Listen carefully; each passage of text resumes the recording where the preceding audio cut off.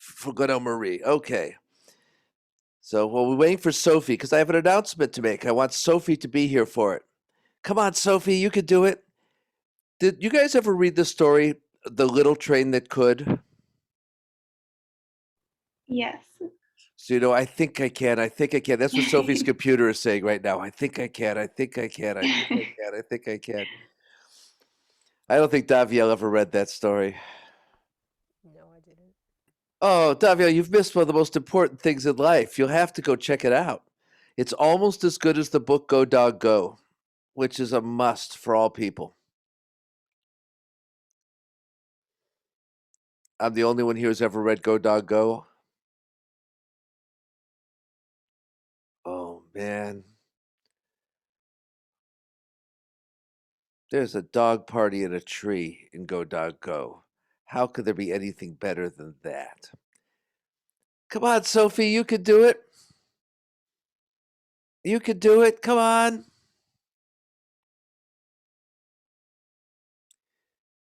Come on, Sophie. Okay, I'm going to make the announcement, then repeat it when Sophie gets here.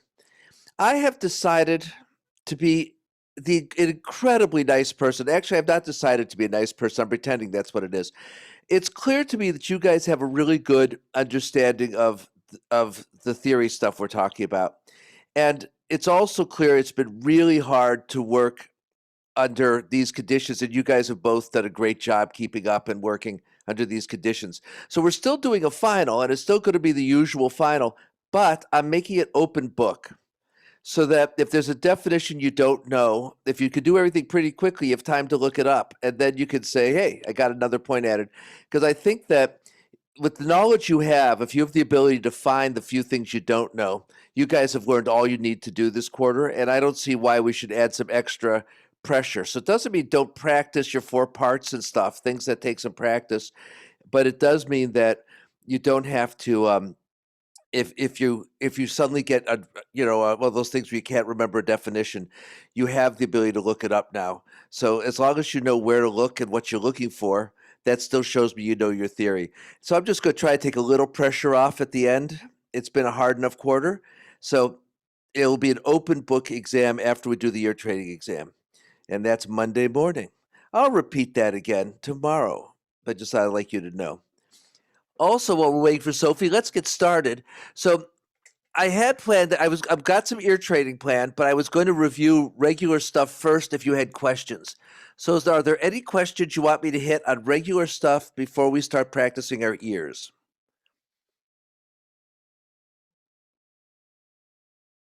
All right. Take out your manuscript paper, and you can still shout, interrupt, and ask me a question.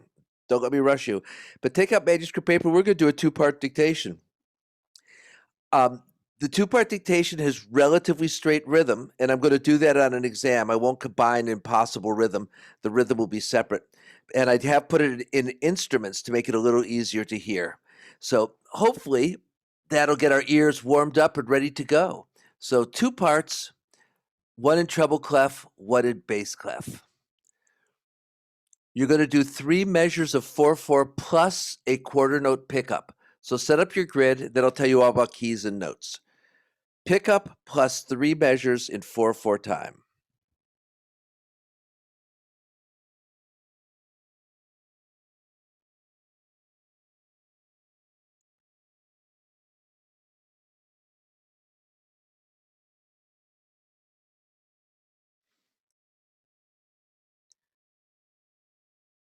Okay, if the grids are ready, it's key of F, which I'll be nice enough to tell you means 1 flat.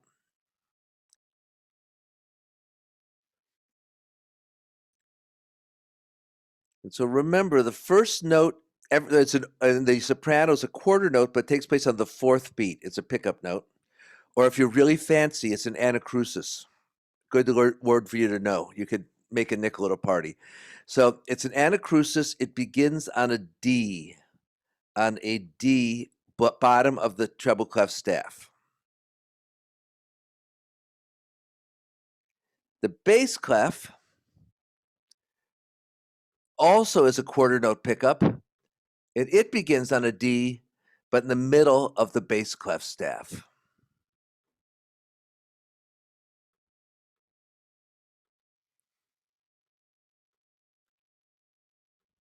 If we have all that ready, I'm going to play it for you now with the soprano slightly pushed, just slightly pushed to make it a little easier, but it's oboe sound on the soprano. Here we go, first time round. Oh, too fast. Sorry, I got put a better tempo in there. My fault.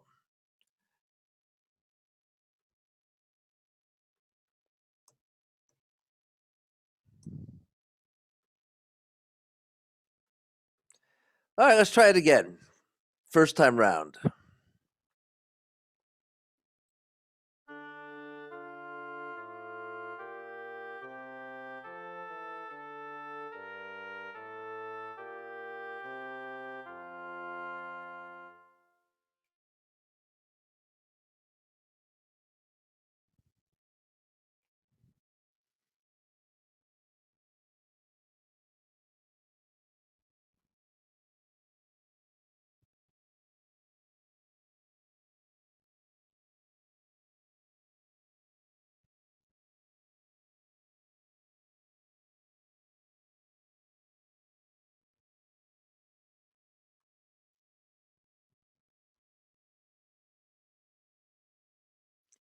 And the second time around.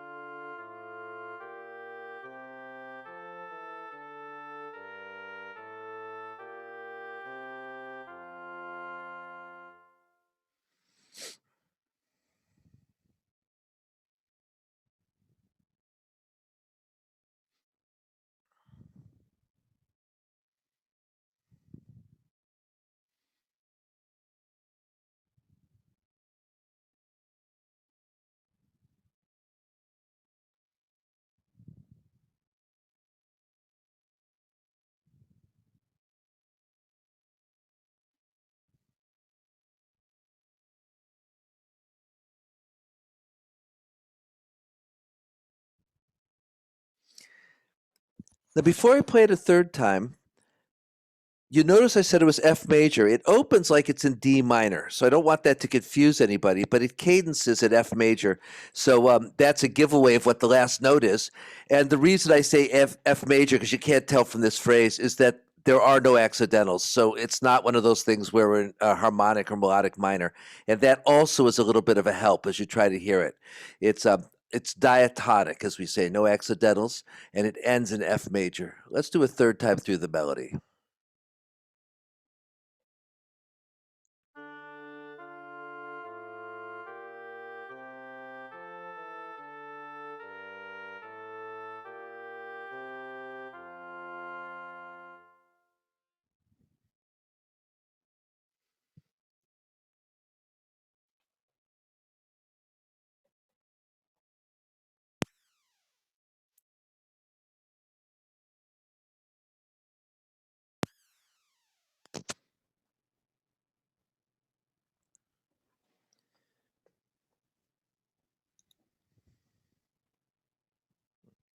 If you want a fourth time through the melody, give me a thumbs up.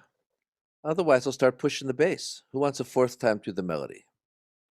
All right, fourth time through the melody.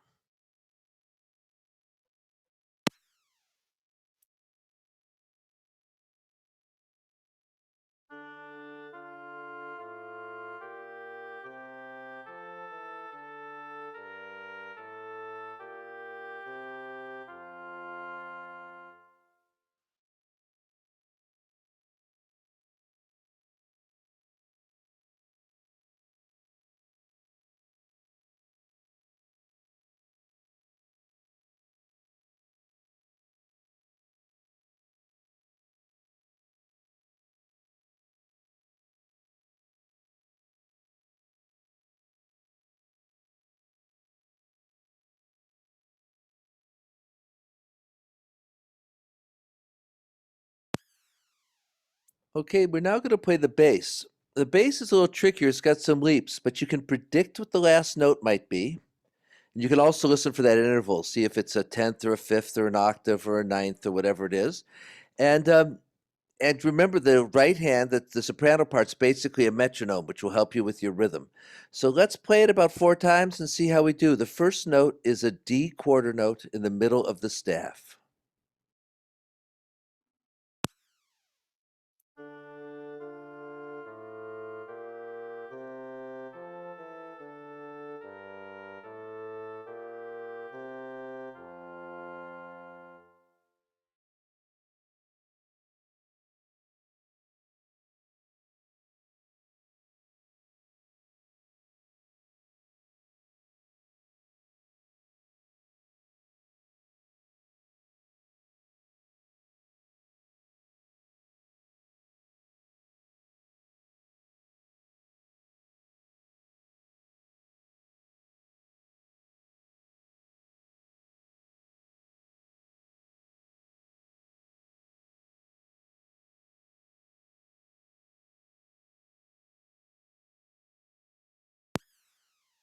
Play that bass line a second time. Here we go.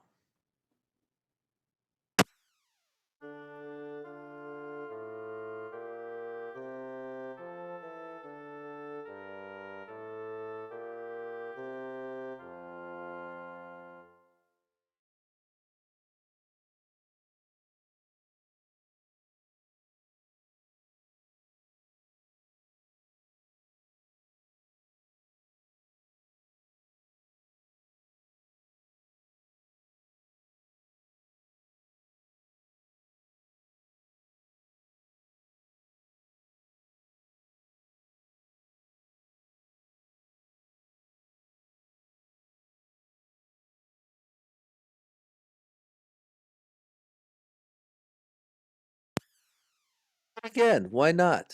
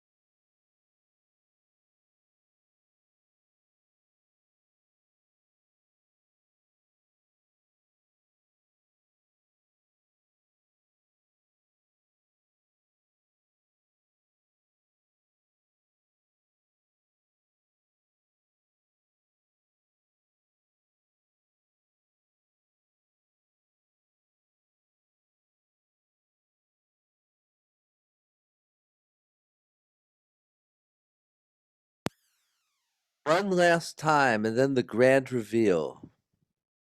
Here we go.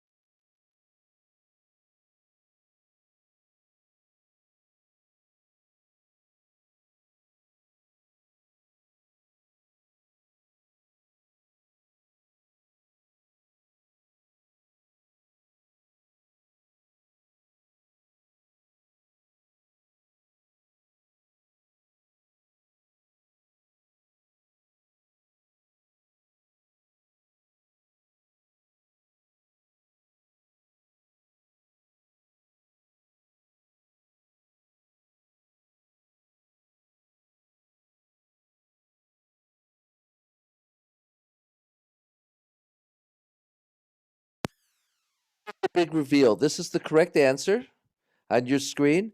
Check it out, and after you've checked it out, I'll walk you through it to show you how I hear it, then we'll share opinions.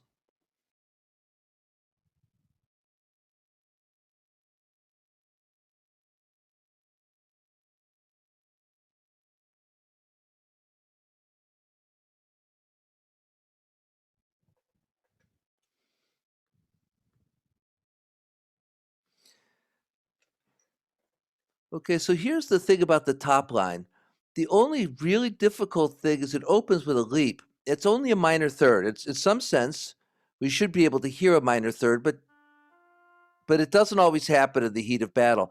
But I told you it was going to end in F major, so you're pretty sure it's ending on an F. It's an F, an A, or a C, and so you can hear that first note, that last note are the same note. And if you get that, we either have repeated notes or we have scale motion. There's no more leaps. So as long as you get the repeated notes right, you can get this thing by hearing the last note and then comparing that note. That will give you the minor third. That's how I hear it. And then everything's a quarter note till that last half note, which will also help when we listen up and down. When we look at the bass is really tricky. But there's a couple of things. If you're very clever, you heard that is an octave. It's actually a double octave, but unison. We can also know that chances are we're going to end on an F if we're in the key of F on the bass. It could be an A, very rarely a C, but that gives us a hint. So we can sort of guess an F here and we can hear that octave. Now this is 4-5-1. So even though that's a really hard set of leaps, that's a pattern that's in so many Bach cadences. This is actually taken from a Bach chorale thing.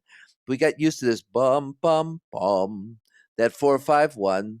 And so that helps. We know we open on a D. This note's a little hard to hear, but if we can hear that we just drop down that fourth, we come back up, and then this note is the same as your first note, that note right there. So we get that gift jump just by filling in that third. And then the way I heard this one is this note's lower than this one. So it could be a G or an F or who knows what. But once I knew this was B, C, F, I just filled in the scale. And then because I knew I was lower than that, so I was actually able to hear that this note was lower than this note. So if you listen across and then you listen occasionally up and down, you can figure things out. The two eighth notes I figure out because of the metronome here, and everything else is just sort of as it comes.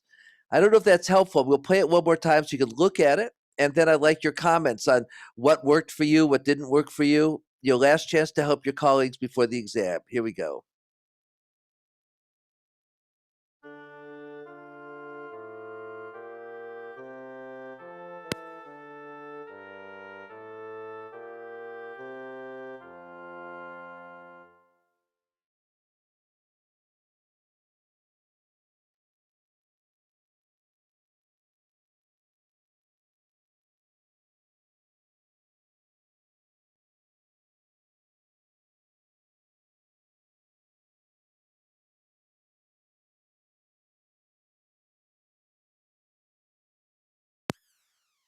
Did you hear any of that, or was I off? Okay, let's try this again.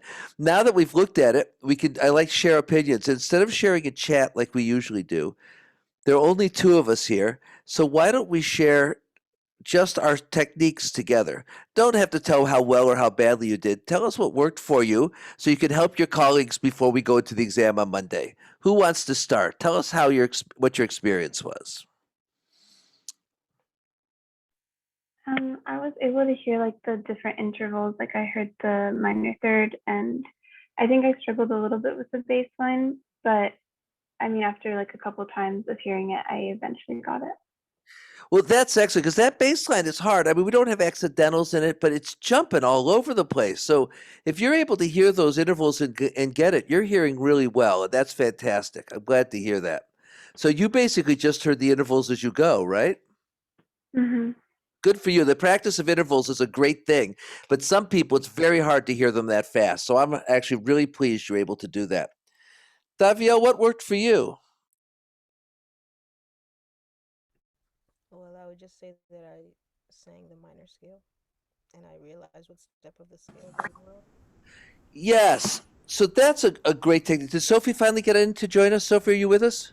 Yes. Sorry, my computer froze. I know, I know. So I'll chat with you in just a second. We just did an ear training exam, so I just want not exam practice. I want to hear Daviel's opinion, and then I'm going to talk to you directly. Okay? So, Daviel, I love what you just said. So you sang the scale. It opens in D minor, ends in F major, so it's a little bit tricky. But you sing a scale, and then it's Do, Re, Mi, Fa, So, right? You know where you are in the scale, and then you know where all the pitches are. So I really like this idea. For me, it's easier in major because I'm just because I didn't practice my minors enough. But knowing what each scale note is, you don't even have to hear intervals. You could just hear scale notes. And so that's a great way to do it. Leslie heard it by intervals. Daviel hears it by what degree of the scale. Two great approaches. When you get to the point you can do both, this stuff gets easy. It never gets easy, but it gets. But you're also being quite consistent, so I love that. Okay, so Sophie, you missed my big announcement this morning because your computer froze. Evil computer. So the exam, and I know that you're probably going to take an IP in this class. I think you're planning to, but it doesn't matter. The exam is going to be open book. I've decided that first of all, I want everything to be fair. There's some people who are taking it after the exam period because of IPs and so on. It's very hard to proctor. But also, everyone's worked really hard, and I don't want anyone derailed because they forget a definition that they could look up easily. So as long as we know where to find things and what the subjects are, I'm very happy. I think learning isn't always about memorizing. It's about knowing where to find things and what things relate to what things. So the final exam is going to be open book, not the ear training part because we can't do that open book, but the in class portion is going to be open book, and that's going to be true for everybody. And I hope that takes some of the pressure off on a very high pressure year. We can have a little bit of relaxation. You still have to know your four parts. You have to be able to recognize your chords and do it. So it's practice like mad. But if you know your stuff, you don't have to worry that you can't remember word for word some kind of definition. You can always check out those kinds of things. Or if there's a term I use that you're not quite as familiar with, you can look it up. And of course, the faster you are at your writing in 4 parts and doing good voice leading, the more time you have to look things up. So, but practice the stuff that takes practice and leave the rest of it for your ability to understand how to research. And I will be very happy. So that's the big announcement for the day. All right, we just did this 2-part. By the way, this 2-part, it's kind of interesting, guys. If you just want, I want to share the screen with you. I took this from an actual Bach chorale. Here's the Bach chorale right here. I just took the top and the bottom voice because Bach is great. You have a chorale, you have a hymn tune, so the melody is always singable and the bass line's always difficult. And so they're really good things to practice with. But you see these accidentals? And you said, wait, there were no accidentals in this piece. The reason you have accidentals is key signature and key are not the same thing. Bach says, okay, there's not a lot of sharps or flats, so I'm going to write this in no sharps or flats because I don't really need the markings. And then he adds accidentals for the B flat. The key signature in modern day, we would write a B flat in here. They say it opens in D minor, so that would be 1 flat. It cadences in F major here, that would be 1 flat. So we would write this with 1 flat. Bach doesn't. He doesn't care about the actual key. He improvises or whatever. So his key signatures and his keys often don't match. This is very interesting because by the time we hit the classical era, we really match. And if you don't match, boy, you get yelled at by your teachers. But key signature and key are not always the same thing. This piece is in a key that would normally have 1 flat. Bach chooses not to put it in the key signature. He could do that. There's no law that says he has to put the flat in. And if you look at these chorales, a lot of them are missing a flat or two in the key signature. That one's correct, but there's a whole bunch like this one in 2 flats. I would almost guess that would need something else in it. But that's way too complicated to look at for right now. So I just thought that was interesting because I think people do think that whoops, who did I lose? Hold on. People do think that you have to that the key signature and the key are the same thing. And there's an example where it's not. Okay, so Sophie, I had said it earlier, if you have a question about regular exam stuff, I'm happy to go over it now, although tomorrow is set up for that, but I want to make sure everyone has enough time. Otherwise, we're reviewing for ear training, and now I'm going to take suggestions for what you guys would like to review. So we've just done a 2-part, which gives us a chance to hear some intervals and some melody dictation. What else would you like to do? What is your weak point? What do you want to practice before Monday?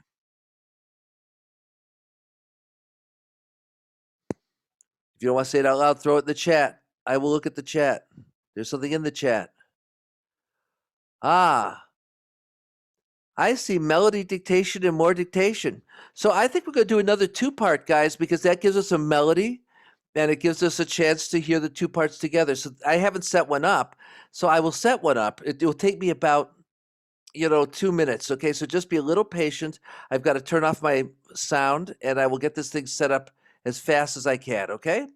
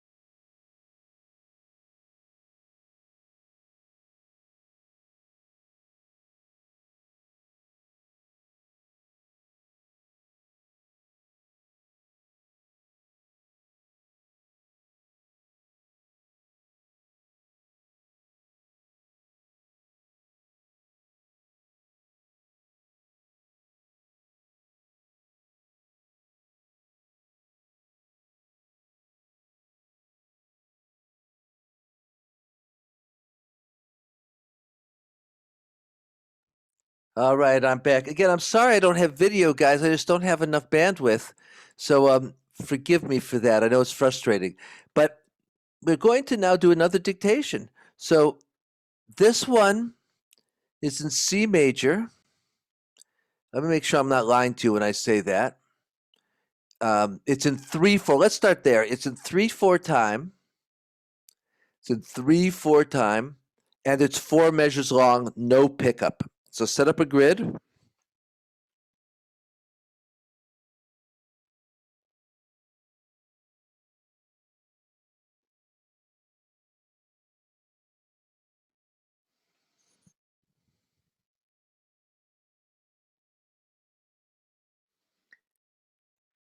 And I will warn you, there is one accidental. I won't tell you in what part. I will just say there is one accidental. And in major, that means it's probably going to be some kind of secondary dominant, but it'll be a little hard for us to analyze it. So you probably won't be able to use your brain, but listen for something that's a little bit different from everything else. There's one note, only one. All right?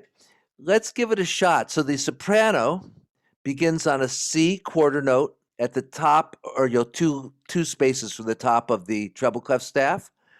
The bass starts on a C quarter note, 2 spaces from the bottom of the bass clef staff.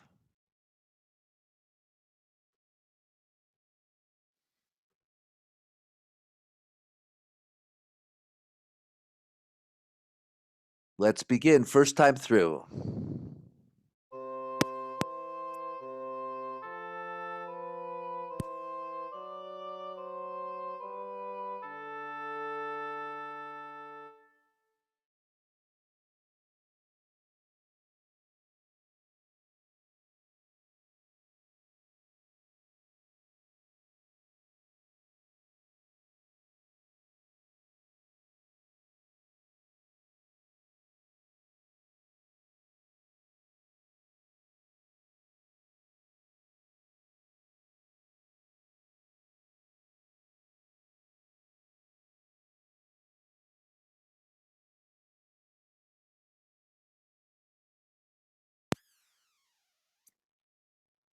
Let's do it a second time. I've added a little articulation to the first measure to make the rhythm easier to hear. Here we go. Again, C near the top of the treble clef staff.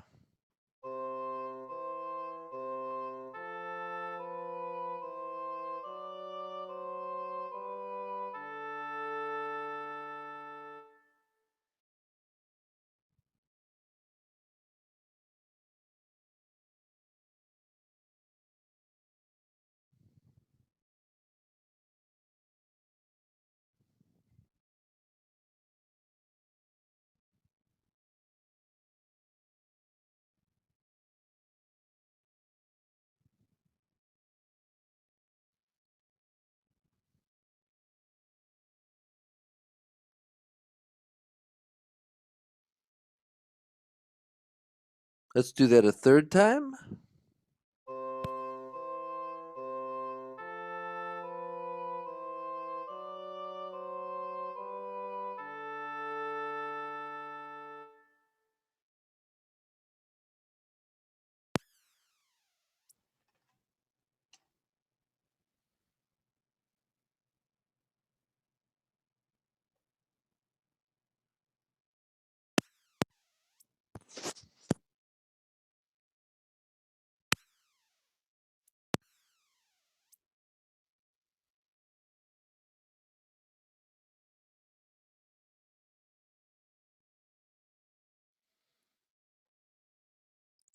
And one last time for the melody.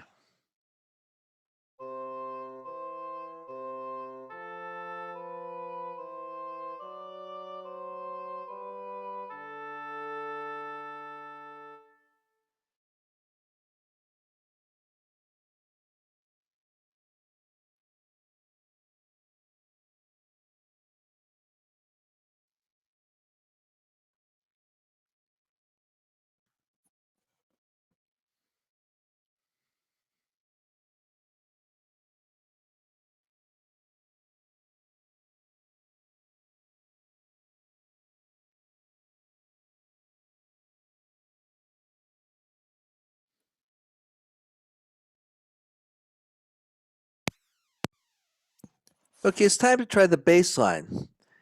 And so the bass line starts on a C at the bottom of the bass clef staff, near the bottom. And let's see if we can hear it.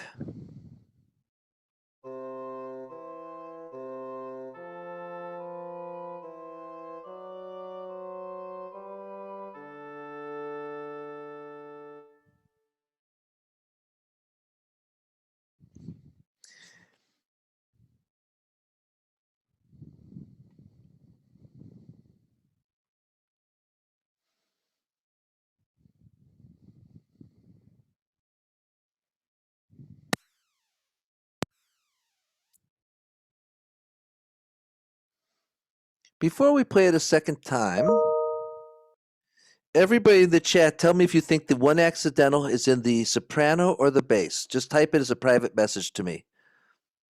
Is it in the soprano or the bass? Mm-hmm.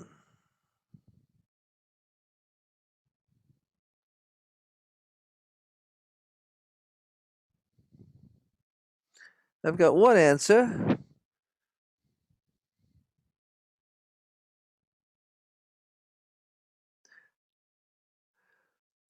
Well, let me say to the one of you who said you were still listening to soprano, if you didn't find it in the soprano, you might guess it's in the bass since there's only two options.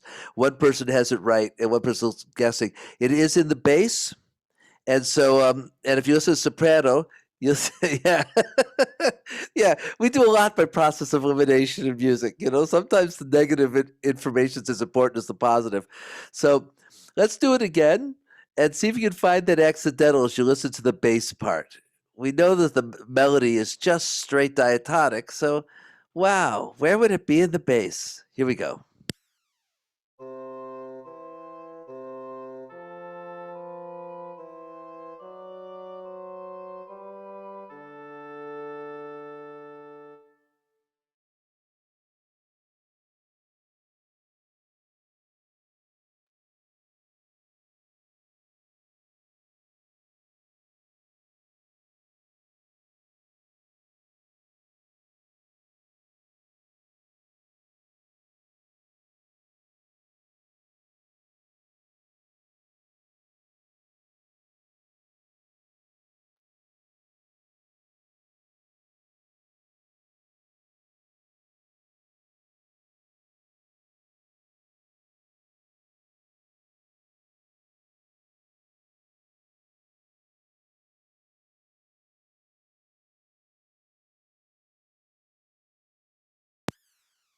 Let's play it again. Third time through the bass.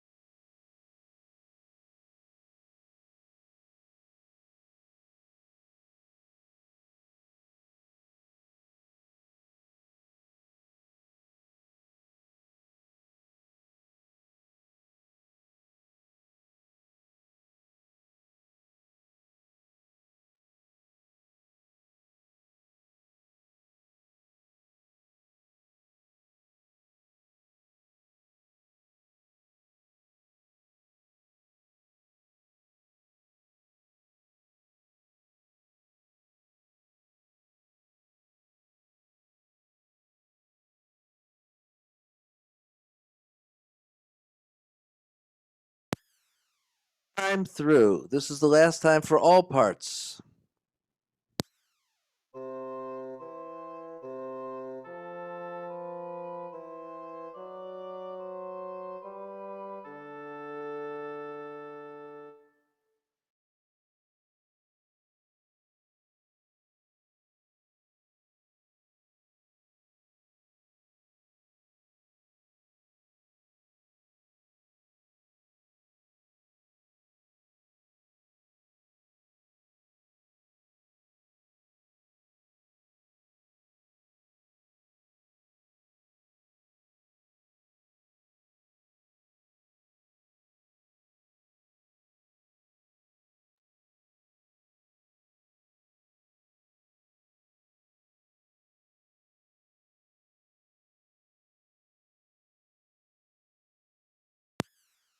Check out the correct answer, everyone. This is the big reveal.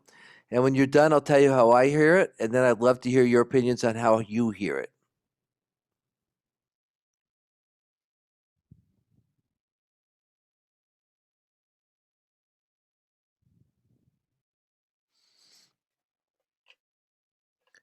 Okay, explanation time. What makes the soprano line really hard to hear is that this is not tonic, C major. It's not dominant, G major. So it's not a 5 chord, it's not a 1 chord. We have never gone to a chord other than 5 or 1. It turns out this is a 5 of 5 chord. It's a secondary dominant. The alto is an F sharp, and this will go to the G. So this is a half cadence, but it's not a 5 chord, it's a 5 of 5. And that's just hard to hear. So the only thing is you can't guess what this note is because you're going to guess wrong. So what you have to hear is that minor third down that we go to la. So do ti la do do do la. So if we hear the minor third, you can hear that that note and that note's the same note, and everything else is just scale up, scale down. So if you can find this note, you can find this note, and then it's 3 repeated notes and scale up, scale down. Everything's a quarter note till the end. But that note is the key. And if you're trying to guess that this should be a half cadence on 5 or that this has to be a tonic, it's going to mess you up. I like you to guess, but there's sometimes you have to trust your ears. And this one, they mess you up. The only hint of that is this F sharp. So the bass part, it opens just with the do, mi, do. And if you miss this note, it doesn't matter. You come right back to the do. And then this is where the trouble comes. If you can hear that F, and you know it's consonant here, so you can kind of guess it's an F if you heard that A. F, E. Well, this note is not the same as this note. So it's not the same as that note, but they're very close together. So it's F natural, F sharp, G. So you look at E, F, F sharp, G, it's all chromatic. That's really hard to hear. We're not used to half steps. But if you get there, you get that this is a D chord going to a G, 5 of 5, back to the D, 5 of 5, which will come back to a G in the next phrase. And if you want to see the original Bach, so you can see that the middle parts, that F sharp is there. When we look at the F sharp, let me see. Get the original Bach up. Hold on. New share. Here we go. So you can see here's the phrase here. If you see it in closed spacing like this, so we can, close score, so we can see the chords, you can see that this is 5 of 5. That's a D chord going to the G. As soon as you see an F sharp in there, you kind of guess, is that a third going up? Yep. And there's your F sharp again, and it's going to end up here at a G chord. So it's prolonging the 5 of 5 for a while here, but that's all it is. And yet that's so hard to hear. We haven't practiced it. So before you tell me your answers, quietly in chat, give me a thumbs up or a thumbs down or something. And then I'd like to hear, yeah. Thinking is what Yogi Berra said to the Yankees. Stop thinking, you're hurting the team. Yeah, it's very easy to overthink because I have you thinking all the time. We want to use our brains and then we have to use our ears. Who did well on this? Who wants to, in your private message, just send me if you did well. If anyone did well. Did anyone do well? Somebody tell me you did well.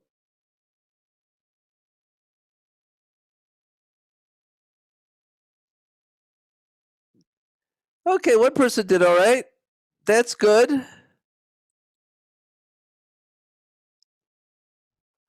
Ah, interesting. So one of you who likes to sing the scale, do, re, mi, fa, so, knows that the half steps, Joe, it's do, re, mi, fa, fi. Their half steps have different syllables also. And if you've practiced your solfege, then you can actually hear those half steps pretty well, but it takes a lot of practice. But I think it's a great practice if you have trouble. And one of you got the bass line fine, which has the chromatic in it, but messed up the soprano, which is kind of funny to me. It's amusing because the hard part, if you get the hard part, the easy stuff will come. I'm not worried about that. That's kind of interesting. Well, I think we should do one more just melody line. I think these melody lines are useful. So I'm going to find just a melody. I don't think we have time to do melody and bass, but let's do that one more melody. And I'm going to try to find one that's a little tricky but doable. Since we don't have a bass line, we don't want it to be too simple, but I also don't want to depress you. So let's see. If I can find something that's just a little intriguing. It's hard because these are hymn tunes, and so they're pretty straight on the top. Okay, I'll do a 4-measure one just to mess you up. Key of A, everybody. Key of A. While I'm typing it, I'll tell you all the instructions. I'll put it in yeah. Let's say I just have to get the key of A set up on my screen. It's going to be key of A, and then it's going to have a 4/4 time. It'll be 4 measures plus a pickup note. Pickup note's going to be 2 eighth notes. 2 eighth note pickup, and then 4/4 time for 4 measures. So it's a lot of notes. You're probably not going to get them all before we're done, but we got to try. Now, I'm going to quickly write them in here, and you won't get the rhythm, but I'll let you listen in so that you will get maybe the notes. Here we go. Oh, I'm sorry. I just played the wrong note. So it starts on an A eighth note in the soprano on the 4th beat.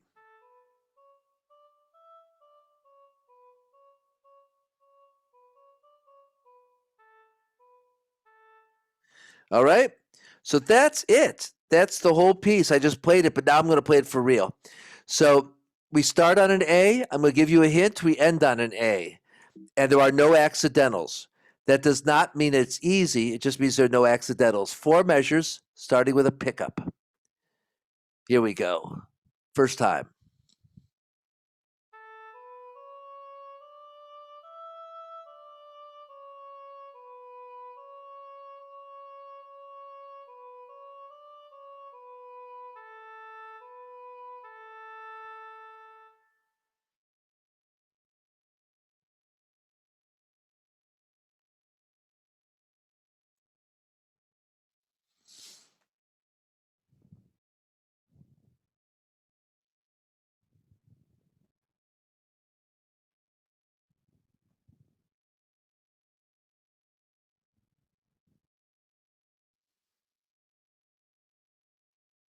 I'm sorry if I rush you a little bit because I want to get this done in the time allowed. So let's play it again.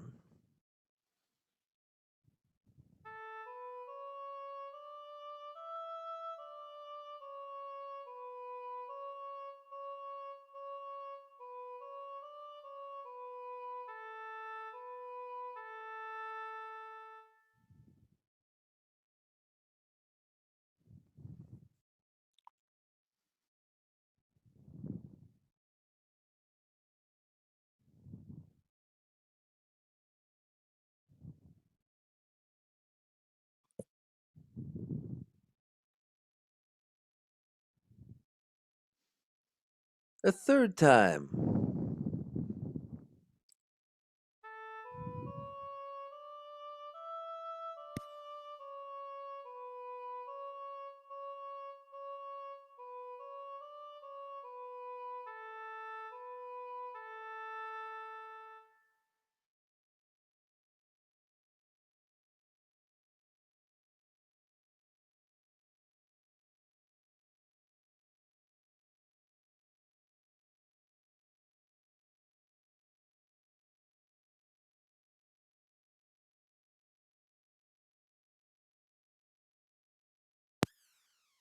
One last time, everybody.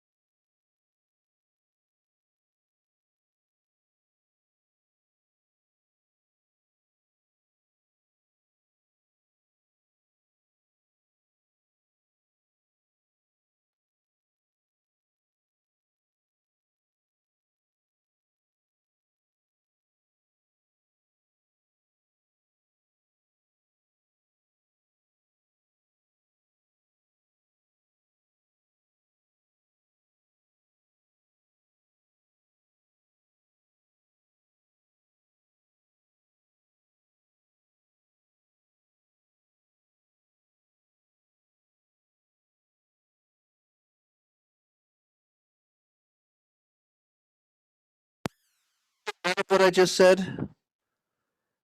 Okay, I'll quit. We're out of time, but I was saying that. Wow, no wonder I didn't get responses. What I do is I mark my grid, and if things are stepwise, I just put a little mark where it turns around. This one turns around on the first beat, and then it turns around again on the second beat. I put the wrong thing here. And then it has a couple that don't move at all, they're flat. So if I know where the scale turns around, I don't actually have to get the notes right. I just have to mark where that is my first time through, get the shape right, and then I just fill in the details. I have to mark eighth notes somehow. But basically I'm just doing direction. So if I go back to show that final version, you can see that all I had to do is it's scales. It's all scales. I say, okay, third beat, I mark it turns around. Second beat, I mark it turns around. Three notes that are the same. I have to put something to say it's eighth notes here, but I turn around there. And I know it ends on an A. I know it begins on an A. So I could also work backwards as well as forwards. It's scale wise and make sure I can check my work. There happen to be no leaps in it at all. So everyone, we're out of time, but send me quickly in the chat how you did. Just a thumbs up or thumbs down or a 10 or a 1 or however you want to tell me so I know how you're doing. And then I'll sign off for everyone except Leslie, who I'm talking to. Everyone else, I'll see you tomorrow. So that's cool, but send me something in the chat.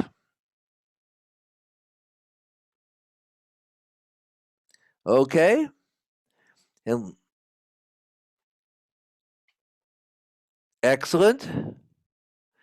Yeah, good. I have to tell you, for all you guys who are saying you did well and did okay, some of you were doing well from the very beginning, but some of you, this would have been a very hard exercise a while ago. And I'm so happy to see people doing well with it. I'm so happy to see the progress. You guys should be very, very proud. All right, I see you tomorrow for our final class, a bit of review before the exam. Everybody have a great night. I see you tomorrow. Bye-bye, everyone.